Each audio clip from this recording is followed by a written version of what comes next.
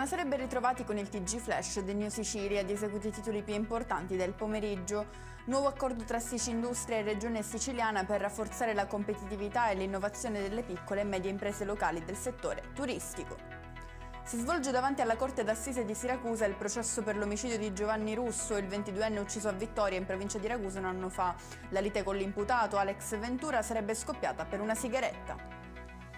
La Regione ha richiesto alla Corte dei Conti una revisione degli atti relativi al referto sulla gestione delle risorse del settore sanitario. La richiesta nasce da un errore nell'indicazione del numero di posti letto di terapia intensiva e semi-intensiva previsti nel piano di riorganizzazione della rete ospedaliera Covid-19.